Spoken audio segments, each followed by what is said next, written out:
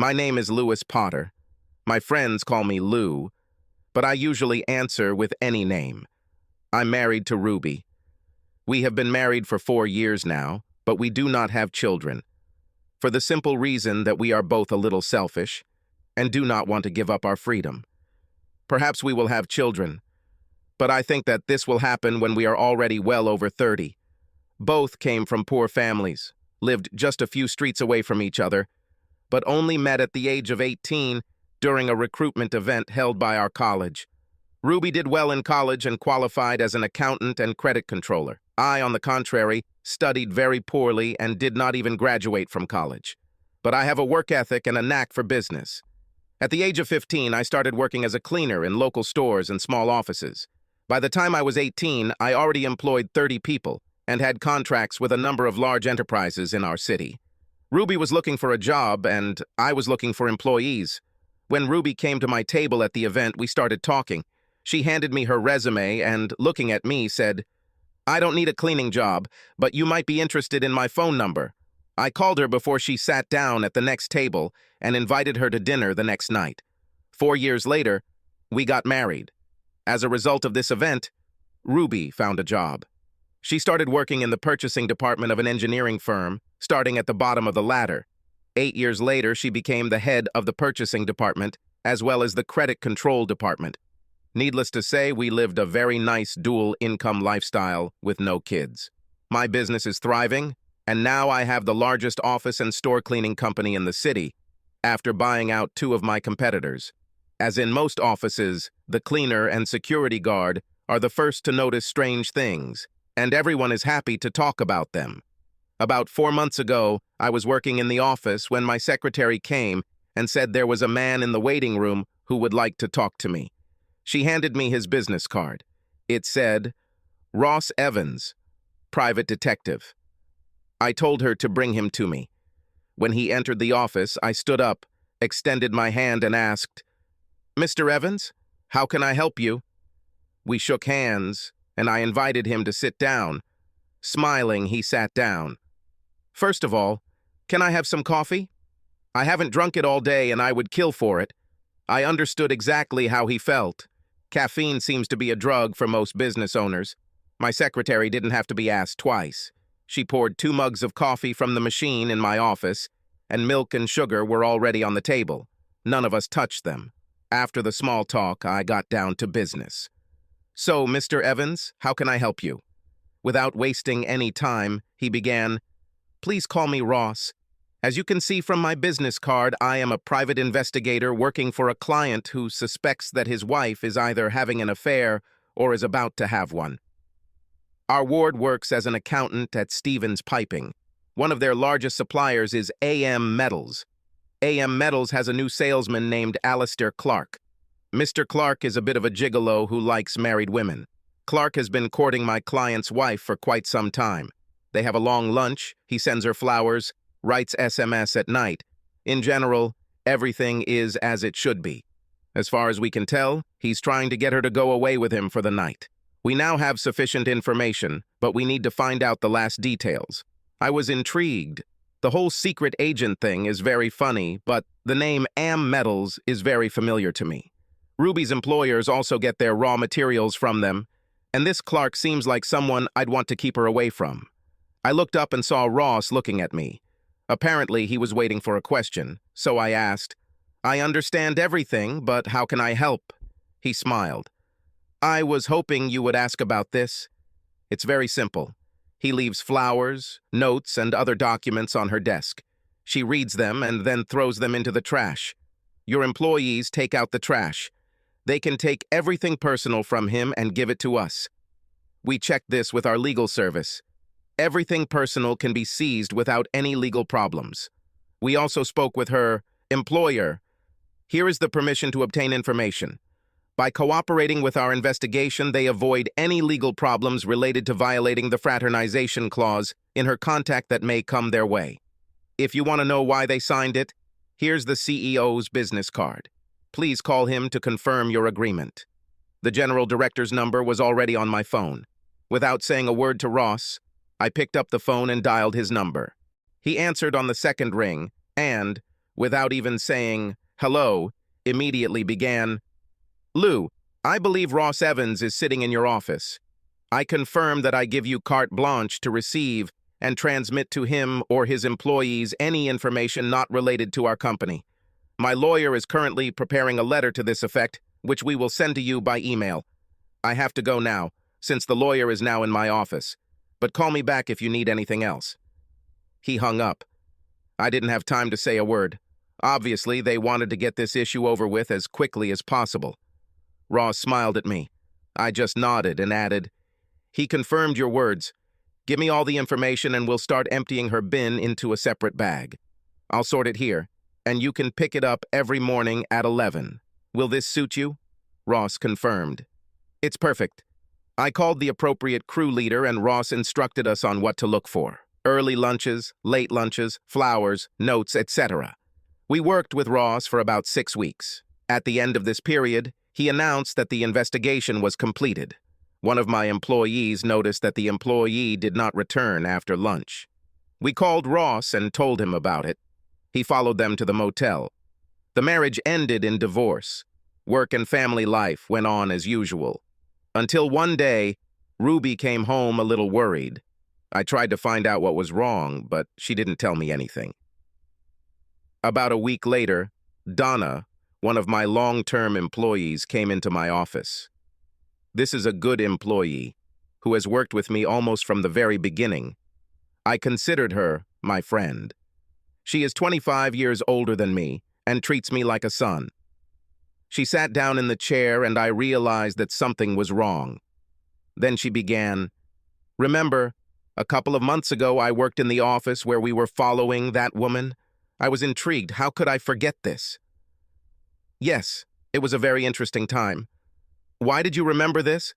I asked, raising an eyebrow to show that I was certainly intrigued. "Well," she hesitated, "as you know, now I work in the office where your wife works, and the same guy we were watching is now coming into her office. I noticed a large bouquet of flowers, and she went with it to lunch. Here is the card that was in flowers." She handed me the card and I read it. "Dear Ruby, thank you for helping me renew my contract with your company. You have no idea how grateful I am to you. I hope you'll accept my invitation to lunch so we can have a good chat. With love, Alistair." My blood froze in my veins. The language on the card immediately suggested that this was not the first personal interaction, and it was certainly getting close, if not already close, to failing the spouse test. I knew from Ross that this guy takes his time, but is very successful at hitting on married women, and my wife is at gunpoint. I thanked Donna and asked her to keep an eye on everything else and give me a summary every morning. If there were any more notes, I asked her to bring them to me. As soon as she left, I picked up the phone and dialed Ross's number. He answered on the third ring. "Hello, Lou. How can I help you?" I immediately started the conversation by telling him what Donna had told me. "One of my employees just came to see me. She was the one who cleared the table every night for the case you were leading. After the investigation was completed, we transferred her to another position. Now she works in the office where my wife works. Donna just told me that this same Mr. Clark is putting pressure on my wife, and she is now going out to lunch with him. I have a card with flowers that he sent, and it says that he has ambitions for it." Ross took a deep breath. "We are continuing our investigation into Mr. Clark. In fact, you are already the third husband at the moment.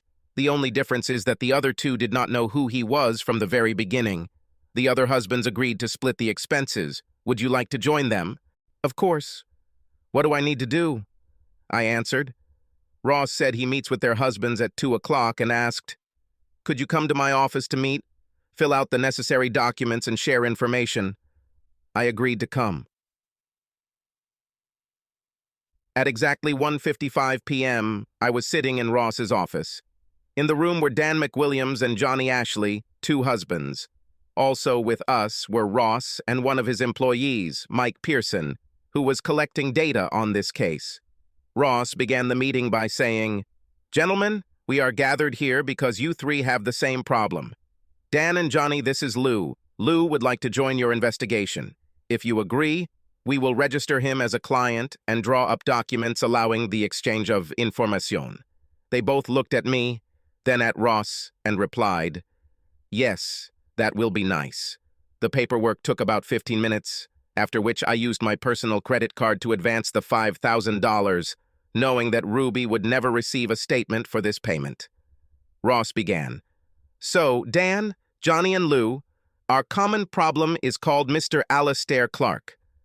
FYI, Lou, Dan's wife, works at AM Metal with Mr. Clark, and Johnny's wife works for the school board, which purchases metals for use in technology classes in schools. Mr. Clark has a well-rehearsed process. He stalks a woman at work with flowers, messages, lunch, and usually tries to get her to go to a motel after lunch. He does the same with women who have children, and usually tries to get them into bed several times. With childless women, he tries to force them to ask their husbands for a free pass. He seems to get real pleasure from the fact that their husbands know that he has managed to win the affection of their wives. He tries to take them away for the weekend and then abandons them. We know that over the past year there have been at least 5 divorces in this area due to his fault. We tracked him down to his previous job, which was in Dallas. In fact, his employer fired him when he was sued in a class action lawsuit by 7 husbands over 3 years for alienation of affection. This guy is a disgusting guy." He took another sip of coffee and continued, "Lou, do you clean at AM Metals or the school district office? Last time we checked, if you empty the contents of your trash can into a bag, you can use the trash as you please, as long as it's not protected by a confidentiality clause in your contract with the company you're cleaning for." I shook my head. "No, we do neither one nor the other," was my answer. Ross nodded. "It's a pity, but continue to collect garbage from your wife's basket. Who pays your wife's phone bill?" "My business," I answered. Ross smiled and asked, "What is her phone number?" "Samsung," I stated for the record. "Fine. Please fill out this document giving us permission to collect data from her phone." Then he handed me a piece of paper with a QR code on it and continued, "Scan this code from her phone. You will be taken to our server. Use the username and password below, and a program will be downloaded to her phone that will transmit all her calls, messages, emails, and even WhatsApp messages to us. We know that he always uses a mobile phone so that when he calls the home phone, his husband does not answer by mistake." The meeting ended with Dan, Johnny, and I exchanging phone numbers, and we created a WhatsApp group that included Ross and Mike. This way we could quickly exchange information. When I returned home, Ruby was already there. She was again slightly distracted, holding the phone close to her and not really listening to what I was saying. She went out to feed the dog, and I noticed that she took her phone with her, which she had never done before. When I asked what was wrong, she replied that she had had a strange day and felt very tired. She went to bed at 9:30, 2 hours earlier than usual. I stayed up until our usual time and then went to look for her phone. He was not in his usual place, and I went up to our bedroom. There was a telephone cable next to the bed, and when I looked closer, I discovered that it was under the pillow. It was impossible to get it out without waking her, so I went to bed. All this did not look very good, and sleep was difficult for me. I am lucky. In the middle of the night, she got up and left the room. I quickly grabbed her phone, scanned the QR code, entered the details, and returned the phone to its place before she returned. The next morning, she just wandered around the house until she left for work. If I hadn't talked to her, she wouldn't have told me anything. At about 11:30 in the morning, Mike called from Ross's office. They finished analyzing the first data dump, and he began explaining. She opened a new email address, which apparently only he uses. By the way, this is very convenient for us. We didn't know how he contacted women, so we are now working on hacking his email. Letters from him are actually very hard selling. He made her talk about how you were her first and only, and he told her that she needed to learn new things to keep the marriage fresh and interesting. She told him very personal information about your life, and he, like a sponge, absorbed it and used it to his advantage. He hinted that new sexual experiences would add variety to your life, and must have already suggested spending the weekend together when they had lunch yesterday. Now he backs it up with, "It's just sex," and "If he really loved you." I'm sorry to say, but he moves quickly and attacks fiercely. I talked about her behavior last night and then added, she must have been thinking about it all the time last night and this morning. She didn't even notice me last night or this morning. Then I asked, do they continue to communicate now or do they have lunch planned? Mike looked at the messages and read the last one. This just arrived. Let's have lunch at the beach club tomorrow and make a plan. Liu loves you, and if you tell him, it won't be cheating, and he won't be able to deny you free passage. She just replied, okay. Mike and I ended our conversation, and I sat back, wondering what I should do. You can't just talk to her. He will continue to work on her and resort to another method, taking her to a motel for half a day. No, I have to end this or end our marriage. I called Ross, and after a few pleasantries, I said, looks like he's heading straight for Ruby and wants to rub my nose in it. Even if I kill it, he'll try to take her to a motel. I need a plan to ensure I kill this. I think I need to file divorce papers. I also think I need a plan B, but I haven't figured out which one yet. What do you say? Ross was silent for a few moments, then replied, it's always good to have a plan B, but if it doesn't work, he won't stop. I know this man and his ego won't let her slip away. So if you can't forgive her, then divorce will be a reality at some point. I will prepare a package of documents for your lawyer, or I can recommend my own. I have mine, thank you. He drew up a business agreement, and in the event of a divorce, it is protected by a trust, I replied. I called my lawyer and asked for a meeting. We agreed to meet the next day at 9:30 in the morning. When I entered the lawyer's office, he looked at me. Damn it, who changed it? I smiled. He read me like a book. I sat down, took the cup of coffee his secretary placed in front of me, and began. Ruby is going to cheat on me. A salesman came to her work and fell for her. She bought it, and now I see no other way out. I'm working out a plan B to stop everything, but plan A is a scam if she cheats on me. We spent the next hour discussing possible options. I wanted a clean divorce. The business is protected by the agreement, and everything else is 50-50. There are no children, so child support is not required. The house will be sold. I had no intention of suing Clark, his employer, or her employer. Too expensive and with no chance of success. We shook hands, I paid the fee, and left. He will complete all the documents and keep them in the archive so that if necessary, I can contact him. As the week progressed, Ruby's mood rose and fell. One evening, she could not get enough of time with me and affection. The next, she did not even notice my presence.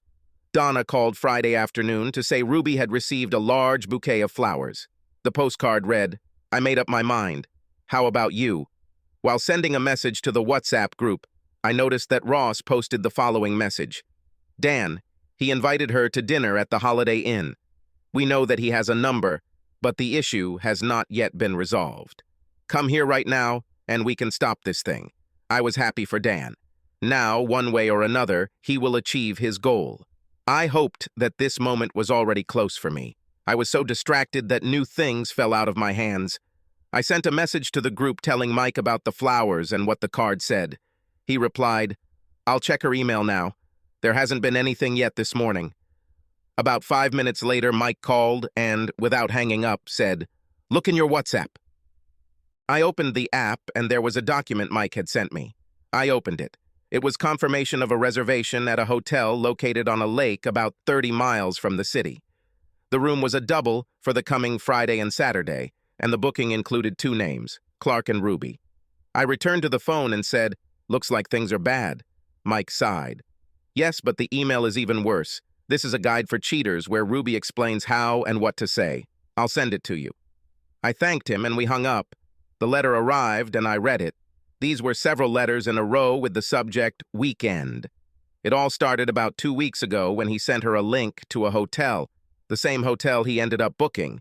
In the letter, he told her how he would like to take her to a hotel to pamper her, and suggested other entertainment. In subsequent letters, I asked what she thought about this, and why I did not allow her to do what would make her happy. In the last letter, he wrote about the reservation, and also gave a list of things to say and do in order for me to agree. This was a guide to preparing for betrayal. It involved cooking a nice dinner the following Thursday. Lots of sex throughout the week, then explaining that it would just be sex with him. But he would teach her a lot. I had a lot more experience before we got married, and ended with the words, "If you really love me." Her answer was evasive, but left the choice up to her. I'm not sure Liu will buy it. Let me think about it. The weekend was spent in hard work. I couldn't say anything about what I knew, but she was incredibly sweet. We had sex on Friday night, Saturday morning, and Saturday night. On Sunday, she took me to bed in the middle of the day, again on Sunday evening, and on Monday morning, we had quick sex. Ross called at 3 o'clock on Monday with an update on the email. The news is bad. She just texted Clark and said she'll offer it to you Thursday night. If you refuse, she won't do it, but if you agree, she will.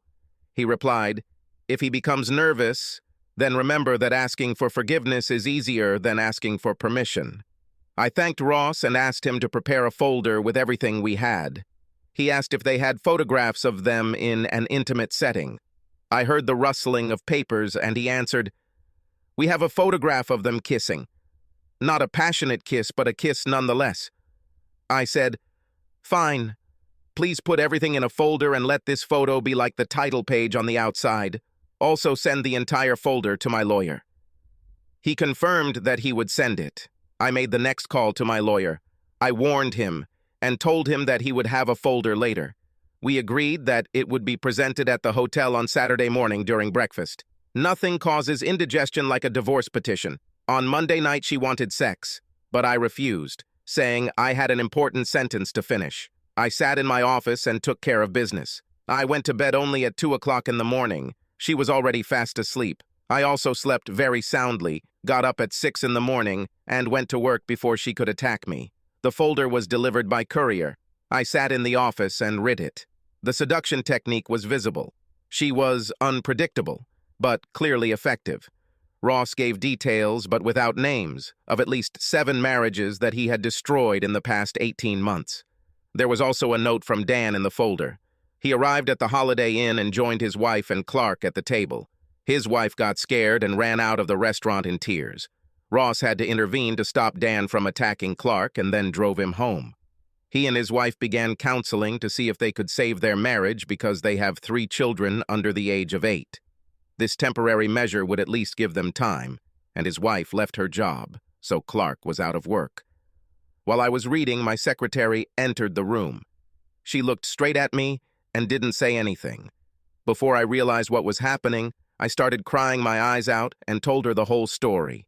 When he finished, she asked, "What are you going to do about it?" For the first time ever, I smiled. I don't know why, but she was no longer my secretary, but a friend who wanted to help. I also noticed something else that I hadn't noticed before. She is very sexy. She smiled back. I said, Plan A, divorce. If she leaves with him on Friday, she will file for divorce at the hotel on Saturday morning. No second chances. I've been trying to come up with a plan B to get her to stop, but my head is so foggy I can't think of anything. My secretary, whom I always addressed as Miss Atwood, but who called herself Kathy, smiled slyly and recited, "What is good for the goose is good for the gander." Why don't you have your own weekend with the girl of your dreams? Unable to resist, I smiled back and asked, "And with whom should I arrange this?" I knew the answer before she said it, but she answered anyway. "With me, of course. Your trusty secretary is pestering you, and you just have to get it out of your head. It will only be sex and nothing to do with your marriage. Take this letter as a template and unleash it on her before she unleashes it on you." It was brilliant in its simplicity, but it would also force Ruby to confront her own betrayal. On Tuesday night, I fucked my wife, without any love. This was hard. On Wednesday morning, neither of us was ready for a quickie. On Wednesday evening, things were a little less stormy, but only a little. On Thursday morning, Ruby woke up as I was leaving the house. She shouted something about dinner, but I deliberately ignored her. Around noon on Thursday, Ross called me and said that Ruby had texted Clark that she was cooking a big dinner for me and would let him know how the conversation went. I wanted to preempt her, so I went to the store and bought chicken, potatoes, and vegetables, all of which I planned to bake, as well as a bottle of her favorite white wine. At 2:30, I was already home, and 2 hours later, everything was ready and in the oven. Just as I was putting the potatoes in to bake, Ruby came through the door with shopping bags. She looked at me in confusion and asked, "What are you doing?" I smiled widely. "I'm just preparing dinner for my beloved wife. I wanted to do something special, and then we needed to talk." I saw a strange expression on her face. Clearly surprised, she replied, "Oh, I was going to cook dinner, but after we finish we can talk, because I have something important to say, so it's going to be a long evening." I answered, "Of course." But he turned away with a smile on his face. I have already made a significant contribution to her plans. Dinner was tense.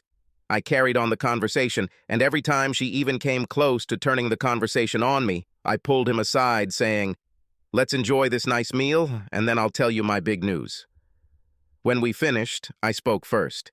"Bring your wine to the kitchen, and we can talk there." She followed me. I had previously placed a folder with a letter containing a list of her excuses on the kitchen table where I usually sat, covering it with a couple of magazines. Now I put the magazines away so she could see that I had printed something, but nothing else. I said, "Ruby, you know that I love you and that I would never do anything to hurt you, but we got married very young, and I had so little experience. For the past few months, my new secretary, Miss Atwood, or Kathy as she likes to be called, has been talking to me. She has so many stories that I could listen to her for hours. Now I need to get her out of my head before you and I settle down for the rest of our lives. I booked a hotel with her for the weekend. There will only be sex and a little of my time, to let off steam and learn new tricks that you and I will then play with in bed. This has nothing to do with my love for you and will not affect our marriage. I am telling you this so that you know in advance, and this way it will not become my betrayal. I know that you love me so much that you will allow me to spend this one weekend outside of our marriage, and it will not affect our marriage in any way." Ruby's face turned crimson. It seemed to me that she was about to explode. She then stated, "Only over my dead body, and I want this whore to quit on Monday morning, or we'll break up." This relieved the tension I was in, and I burst into the biggest laugh imaginable, saying, "If you could see your face, it's just a picture." It couldn't be better. At that moment, it dawned on her. Everything I said, she was going to tell me. I closed the folder and handed it to her. On the front was a photo of her kissing Clark. Her face turned almost gray as she whispered, "You knew and you played a trick on me." I smiled. "Yes, I played it. I think your reaction is exactly the same as what I would have if you had caught me off guard. By the way, unlike you, I did not book a hotel for us. And unlike you, Ms. Atwood and I never had lunch, never kissed, and never discussed our love or sex lives. My story is a figment of my imagination, but yours is quite real." While I was saying this, she was leafing through the folder. The extent of my knowledge was a revelation to her. Dates, times, photographs of dinners and intimate moments, copies of her secret emails, transcripts of telephone conversations. Everything was here. She was indignant. "You followed me? You invaded my privacy. How could you do this?" I was calm. "That's all. Time to act or not. I love this woman, but she needs to know that there is a limit, and she is standing right at the line. You got yourself a boyfriend, started an emotional affair, planned to make it physical, humiliating me and destroying our marriage in the process, and yet you're angry at me for trying to stop it?" "I thought we could recover from this, but maybe I'm wrong," I replied, more sad than angry. "What does it mean to humiliate you and destroy our marriage? I didn't plan anything like this. It was something outside of our marriage." Obviously, she started quoting the cheating manual. "Why should this affect us? Listen to what you said," I repeated her words, "and then think that you answered me the same thing. You said, 'over my corpse.' So why is it okay for you to cheat, but not for me?" She took a deep breath, as if about to say something.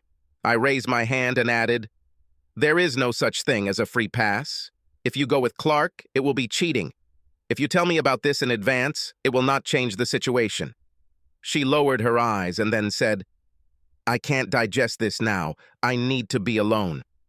With that last statement, she stood up and ran upstairs. I noticed that she took the folder with her. I heard the bedroom door close and the lock click. I cleaned up the house and sat down at the table.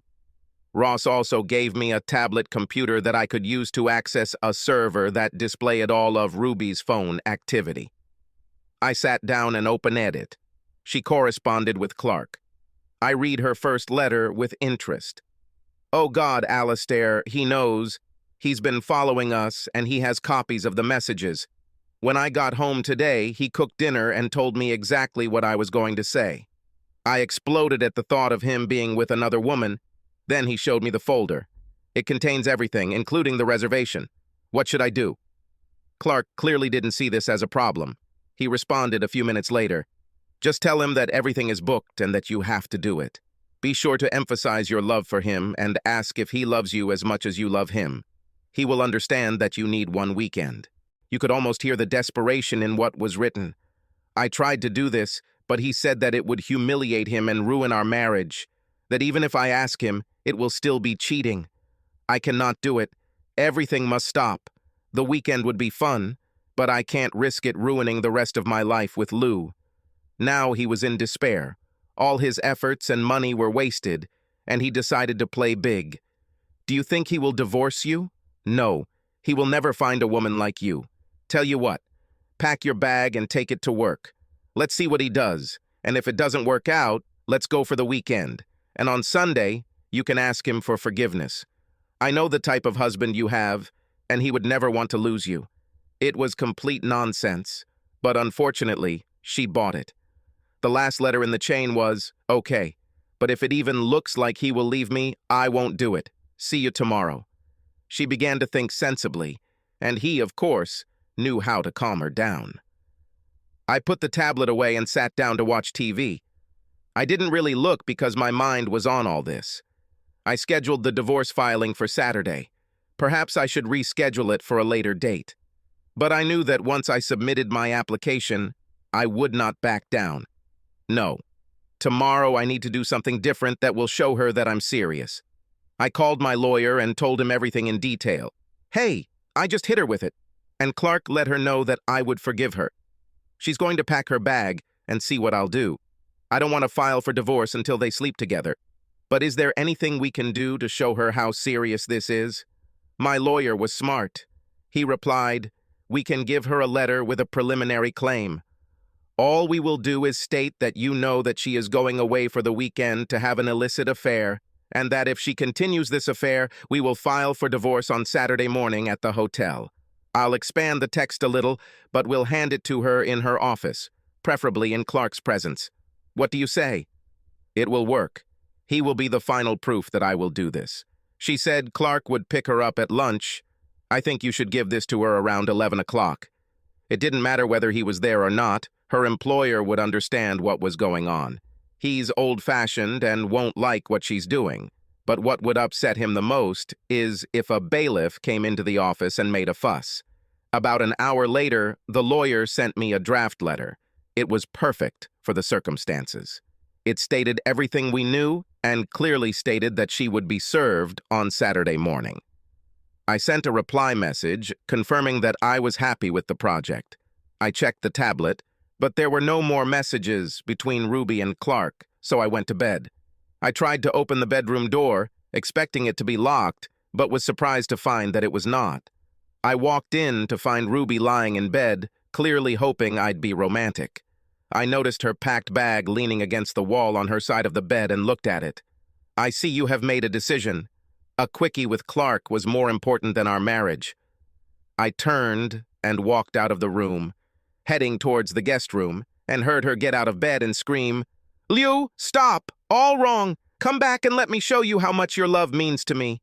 Please." I didn't answer. I just lay on the bed in my clothes. The letters were written by a third party, not in reality. But the bag, packed and ready to meet another man, was real, evoked emotions, and felt like a knife to the heart. I was not prepared for the grief and sense of loss, and I cried most of the night. The next morning, I heard Ruby coming down the stairs.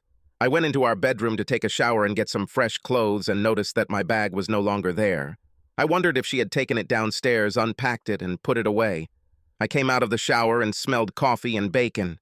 I guessed that the bag was below. I walked into the kitchen and looked at her. She looked at me, biting her lower lip. The first thought was, "Come on, she's nervous, don't hold back." I guess this feast is an attempt to show me what a wonderful wife you will be if you can sleep with another man. This won't work. If you do this, it's over between us. During the conversation, I decided to lay it all out. The lawyer and I agreed that tomorrow morning at breakfast you will be given divorce papers. I assure you that after delivery I will not withdraw them. There will be no forgiveness. If you come home tonight, we'll start counseling to figure out how to rebuild trust and make sure this doesn't happen again. If you leave with him, don't even think about coming back. You won't be welcome here. I turned to leave. She said, "Please stay for breakfast. We need to talk about this." I turned to her and answered, "We've already talked. Your bag says that you only want to convince me, not talk. I won't have breakfast here. It's time to start learning how to take care of yourself, if you choose to do so. I assume the bag is already in your car?" She turned away. Looks like I'm right. I left the house in silence. At least she realized what an abyss she was looking into. When I arrived at the office, Katie looked at me and said, "You look like shit." I smiled. "And you look as sexy as always." Before you ask, I have no idea how it went. When I offered her plan B, she lost her temper. She wanted to fire you and even said, "Only over my dead body." And then she began to act on her own. This morning, I took my weekend bag with me. Today, at 11 in the morning, she will be given a letter from me with an order. Let's see if this will stir her up. While I was talking, Katie was making coffee. She handed me a cup and answered, "I hope she comes to her senses. She can't be so stupid as to think that this is normal for her, but not normal for you."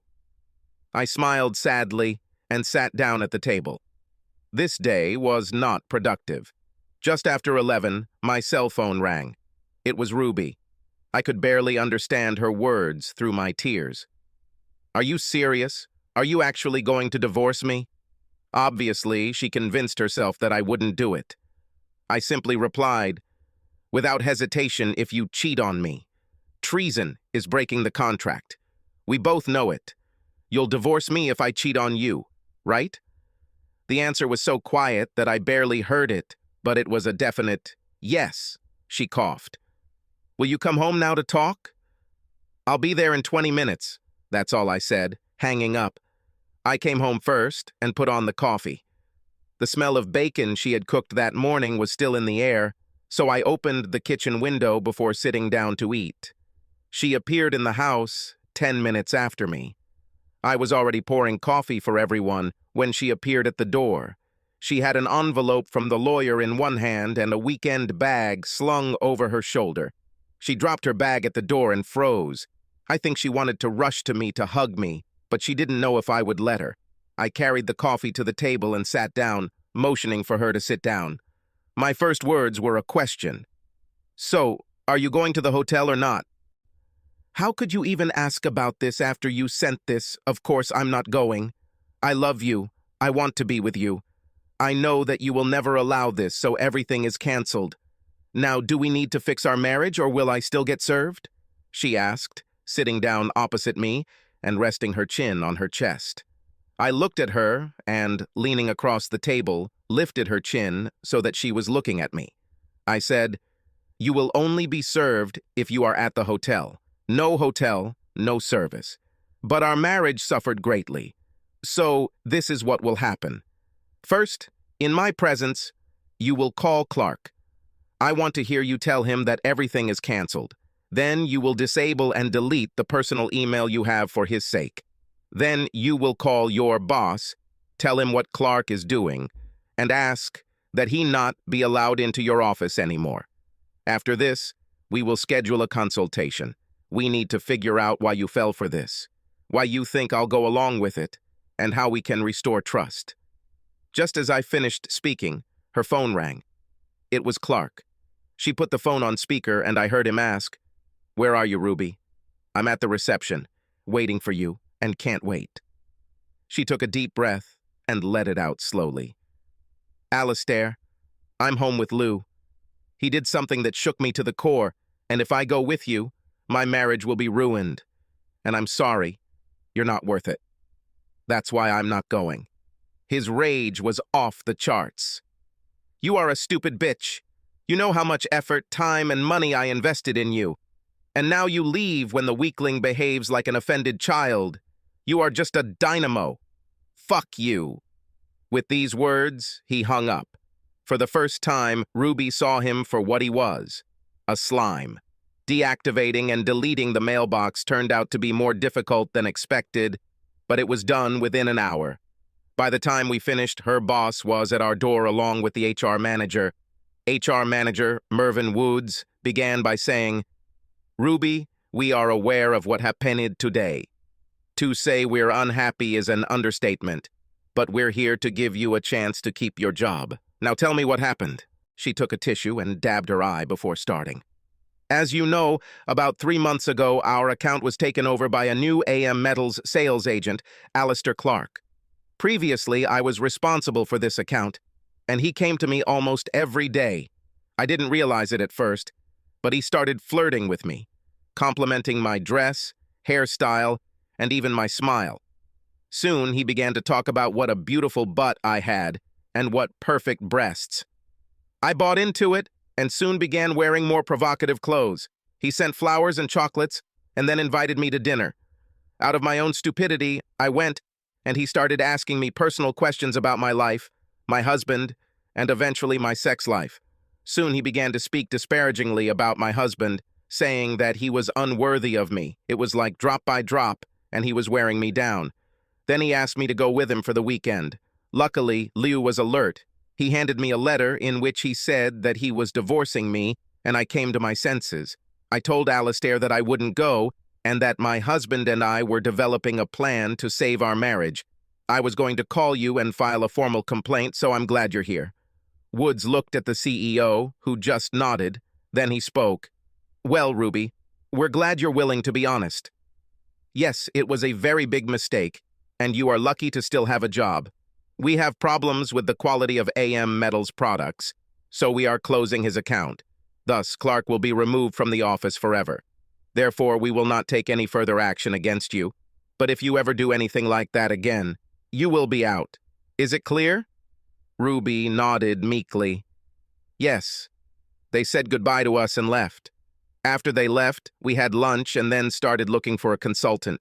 Finding it turned out to be quite easy. We called and made an appointment. She wanted to see us the next day, Saturday. The time was appointed. We sat and looked at each other. After about 10 seconds, I walked over to Ruby, took her hand, and pulled her into bed. We had sex. Then they went to bed, and I fell asleep with my head on her chest. I woke up around 5 o'clock, and we made slow, sweet love for probably the first time since she met Clark.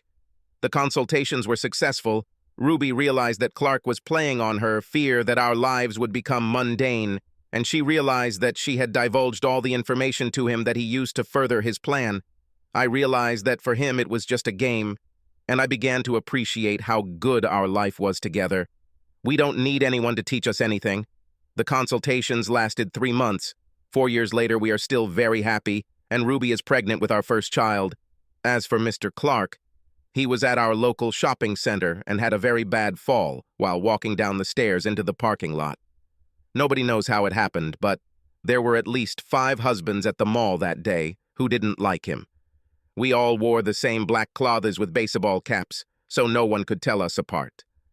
We all went into the cafe. Then one of us got up, came back, then got up, the other came back, and so on. No one would be able to tell who was sitting at the table and who was not. The police tried to split us up, but no one gave anyone away. I'm sure it was one of us. I swear. Subscribe to our channel so that your second chaff doesn't cheat on you, and go ahead and listen to the next story, because this story is nothing compared to the next one. If you're under 18, don't even think about listening to the next one.